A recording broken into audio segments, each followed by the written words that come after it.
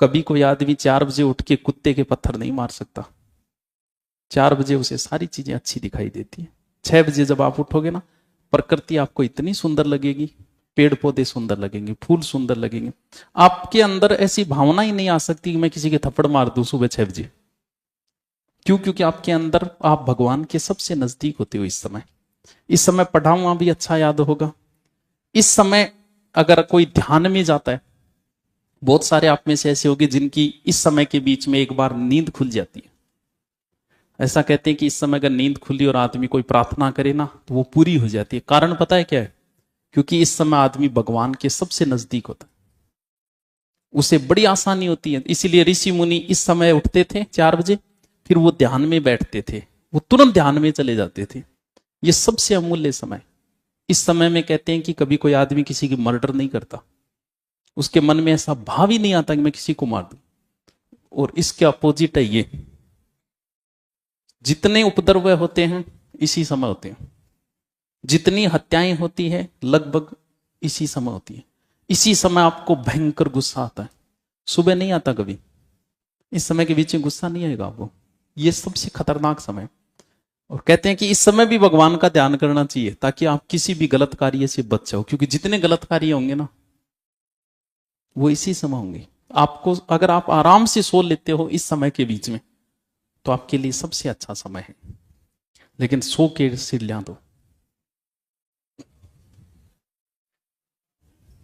जाग आ गई तो प्रकृति आपको कोई संकेत दे रही है, ऊपर वाला आपको कोई संकेत दे रहा है, उठ जा, कोई काम कर ले।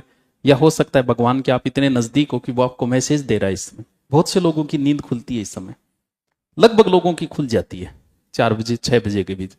छोड़ दे करो बिस्तर, चल ठीक है अब ध्यान करेंगे या पढ़ाई करेंगे। बहुत अच्छा समय होता है ये 4 से 6 के बीच। हो सके किसी दुश्मन से आपकी दुश्मनी हो, तो जैसे ही आप उठोगे आपको वही दुश्मन याद आएगा। मैं तने जागता ही मन तेरी याद आ। तू रात को जब सोया था तो उसे याद करते हुए सोया था, इसीलिए उठते ही तुझे सबसे पहले वही याद आया जो रात को सोया था। इसलिए सोते समय आपका दिमाग एकदम शांत होना चाहिए। अगर सोते समय पढ़ाई का ध्यान है तो रात में पढ़ाई का सपना होगा। क्या देखो अमन आजकल पढ़ाई का सपना होगा बहुत है। तू सोते समय अपने दिमाग को शुद्ध करके नहीं सोया था। सोते समय जो भी भावनाएं हैं व्यक्ति उसी भावना के अंदर चला जाता है। इसीलिए कोई व्यक्ति टेंशन में सोएगा तो सारी रात विनीता कोजा कोजा सपना होगा। इसीलिए कहा जाता है सोने से 10 मिनट पहले आराम से बैठो, मन को शांत करो, ध्यान में बैठो।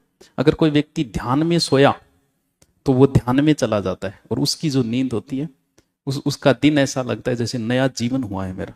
सब कुछ अच्छा लगे, कुछ भी याद नहीं आएगा उसको। इसलिए जरूरी है कि 10 मिनट ध्यान करो। ध्यान में कुछ नहीं करना, आराम से बैठो। सोने से पहले सांसों को नोट करना शुरू कर दो, सारी चीजें भूल के सांस जो ले रहे हो उसे देखो, अंदर जाते में बाहर आते में 5-7 मिनट। फिर आराम से सो, शरीर को ढीला छोड़ दो, सिर्फ सांसों को नोट करो। 5-10 मिनट में नींद आ जाएगी।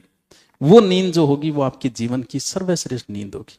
5-10 दिन प्रैक्टिस करना, क्योंकि पढ़ाई के लिए जरूरी है। रात ने ऊंधा सुंधा करता सोया, सुबह 6 बजे उठ्यो, भाई दिमाग में 500 चाल है, इसका मतलब आप सोए ही नहीं।